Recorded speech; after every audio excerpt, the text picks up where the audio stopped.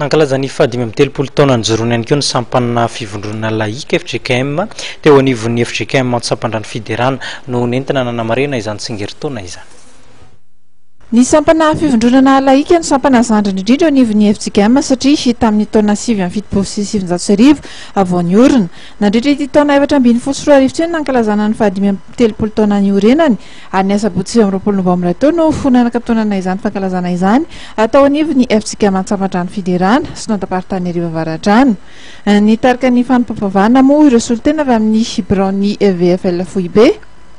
Tonga nitarika izany kosa ireo solitena avy amin'ny isam-piangonana sy ny Synod-Apartany.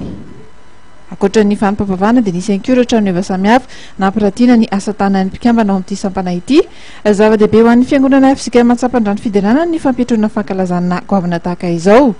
Fa ny alahady 7 desambra kosa dia mbola manana fotoana lehibe any eny an-toerana satria io no anatanteran'izy ireo ny alahady ny mpitandrina. Misaotra an'Andriamanitra moa ry havana fa dia tanteraka soamatsara teto amin'ny FGKM Antsapandrano ny fankalazana ny famaranana fahadimy amby telopolo taona ny fivondrona fototra laïque.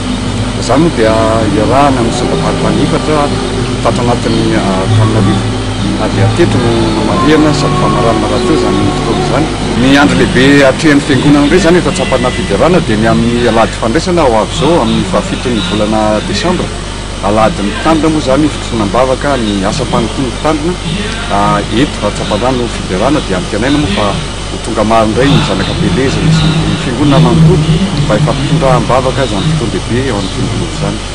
Ny alahady mitandrina izay manakatona ary natokana ihany koa hitrotrona ambavaka ny fanohanana ny ray aman-dreny am-panahy amin'io alahady io. Ny pastera Rakotomana Lolo izay efa nitondra ny fiangonana nanomboka ny taona 2020.